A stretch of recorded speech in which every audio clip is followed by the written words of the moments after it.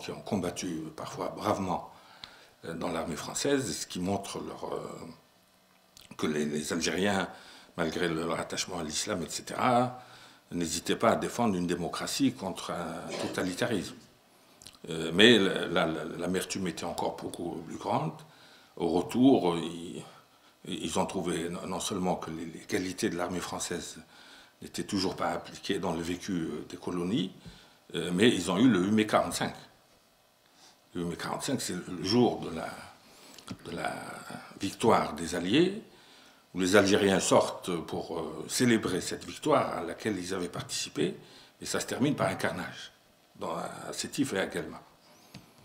Et le général qui a été chargé de réprimer donc, très très durement le chiffre des 45 morts n'est pas une invention des nationalistes. Vous avez Jean-Louis Planche, un Marseillais connu, que je trouvais à mes côtés là aux archives, qui a écrit un livre, Sétif 1945.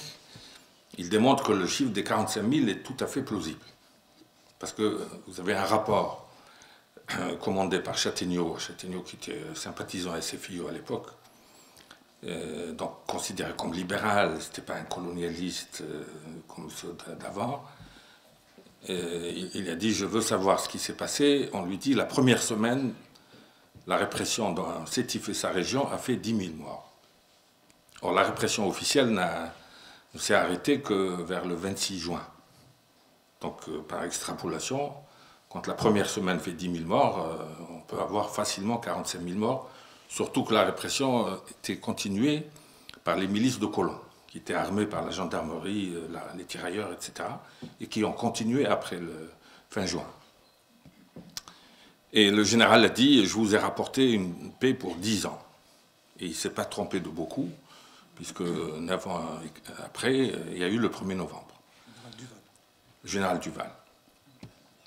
Et j'ai eu le témoignage de Safi Boutissa, Safi Boutissa est un personnage à la fois de l'histoire algérienne et de l'histoire de l'immigration, puisqu'il était syndicaliste CGT en 1948 à Sochaux. Or, quand il est rentré, il a été désigné chef de Daïra de Guelma, du MTLD. L'Algérie était divisée en 33 arrondissements. Il m'a dit en 1952, la moitié des condamnés de mai 45 ont bénéficié d'une remise de peine. Et le parti a ordonné à tous les responsables locaux de leur envoyer une aide financière pour les aider à reprendre. Il m'a dit on a la totalité des libérés, les anciens prisonniers, nous ont renvoyé les mandats. Avec un mot, parfois à peine lisible, soit en arabe, soit en français, nous voulons des armes. Nous n'avons pas besoin de votre argent. Donc c'est des gens qui étaient candidats au combat, parce qu'ils ont dit on s'est fait tirer comme des lapins en 1945, et il faut éviter que ça recommence.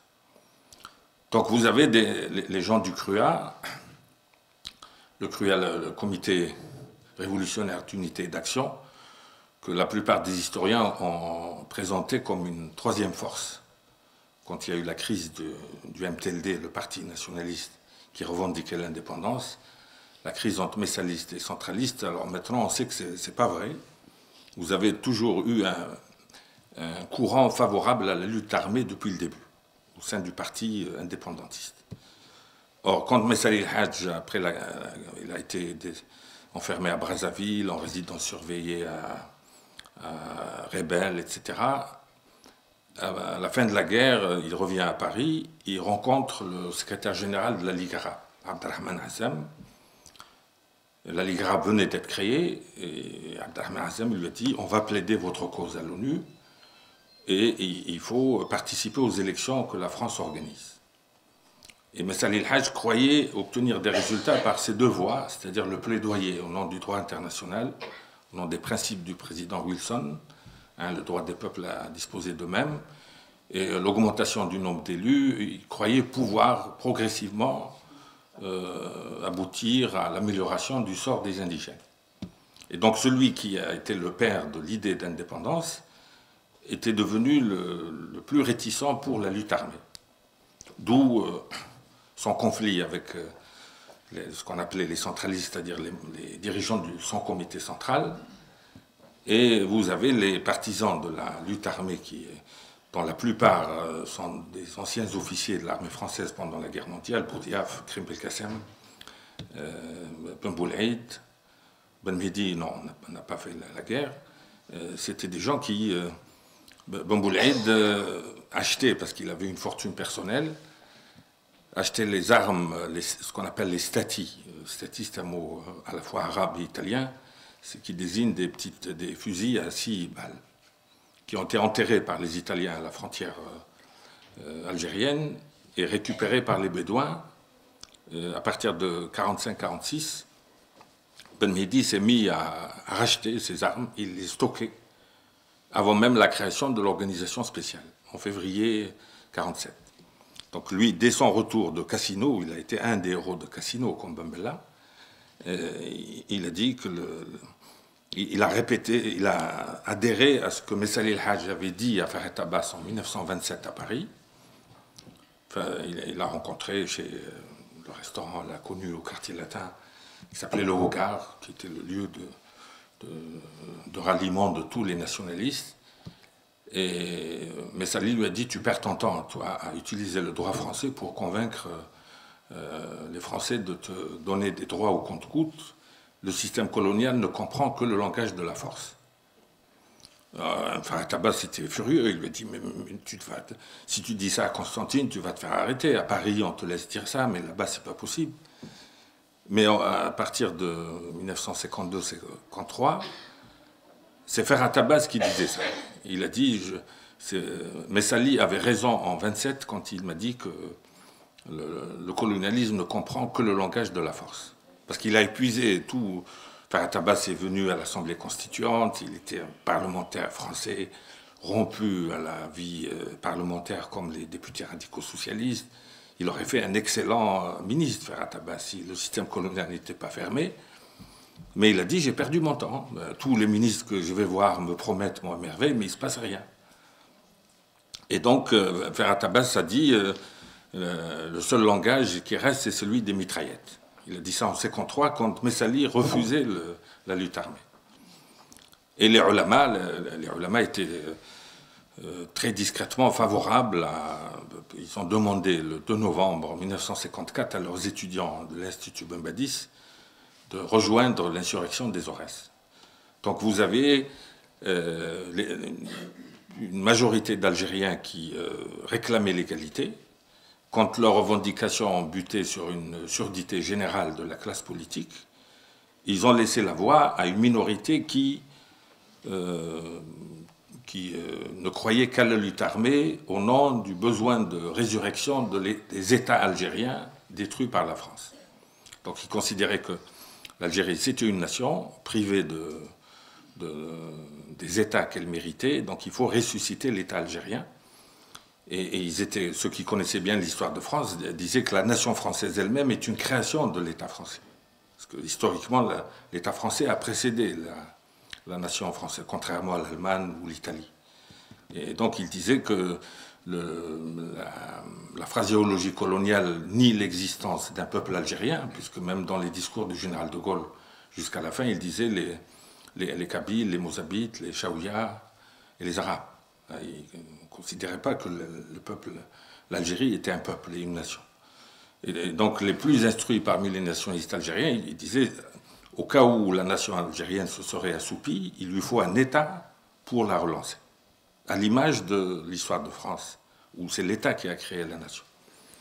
Et donc vous avez toutes sortes d'occasions manquées qui auraient pu peut-être faire l'économie de cette histoire sanglante.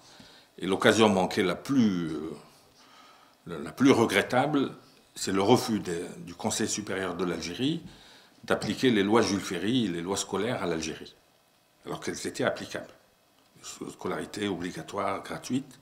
En 1886, le décret d'application a été rejeté au motif qu'on ne peut pas employer l'argent des contribuables pour instruire cette foule de gueux. Je cite, c'est comme ça que c'est formulé. Donc quand vous avez cette vision des choses, imaginez ce qu'aurait été l'Algérie si les lois Jules Ferry avaient été avait été appliquée, même imparfaitement. Or, vous avez des zones entières, des régions entières où il n'y a pas d'école française. Jusqu'en 1952, il y a un cas qui a fait jurisprudence à l'époque. Vous avez un officier algérien à la retraite de l'armée française qui habitait le sud-ouest algérien, le sud de l'Oranie. Ses enfants ont été privés du versement des allocations familiales parce qu'il les a scolarisés dans une école libre des ulama. Alors quand son affaire a été plaidée, a été signalée au Conseil de la République à l'époque, le Sénat, Boumengel, qui était l'adjoint de Ferhat Abbas, qui avait instruit le dossier, il a dit cet officier n'avait pas le choix, ce père de famille, parce que sur 100 km alentour, il n'y avait pas d'école française.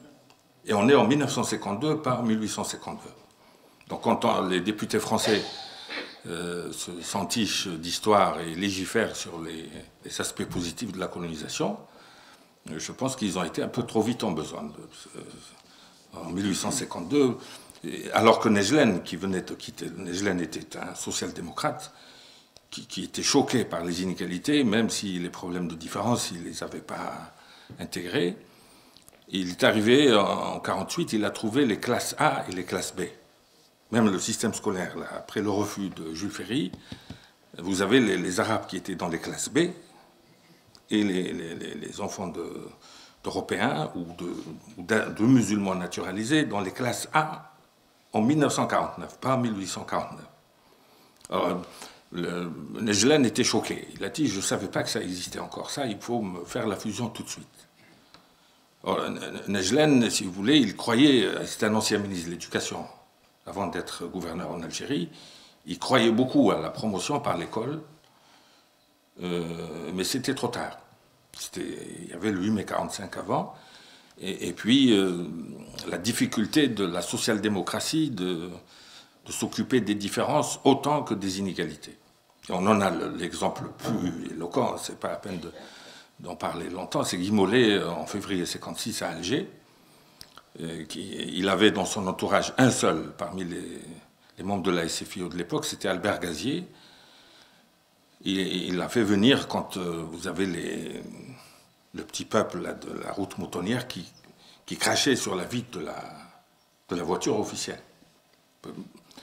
Et il a fait venir Gazier, il lui a dit, toi qui étais là en 1943, explique-moi ça, ils sont plus pauvres que mes électeurs d'Arras et ils sont contre nous. Et il a conclu en disant, si la classe ouvrière est contre nous, c'est que nous avons tort. Et alors que lui, il était élu sur la base de la paix en Algérie, et alors comme la classe ouvrière ne pensait pas comme lui, il a changé de politique, il a nommé Lacoste, qui croyait à une victoire militaire imminente. Donc, si vous voulez, pour rester dans le contexte franco-français, c'est-à-dire que comment des gens très intelligents, des hommes d'État remarquables, se trompent sur un problème aussi ancien, que seul le général de Gaulle a pu voir clairement, malgré sa qualité d'homme de droite, soupçonné d'avoir été maurassien, catholique, traditionnaliste et militaire, mais qui dit nous avons vécu sur des fictions juridiques. Parce que vous vous souvenez que Edgar Faure et Soustelle ont dit la solution c'est l'intégration. Le mot intégration aujourd'hui, moi quand je le lis dans les journaux,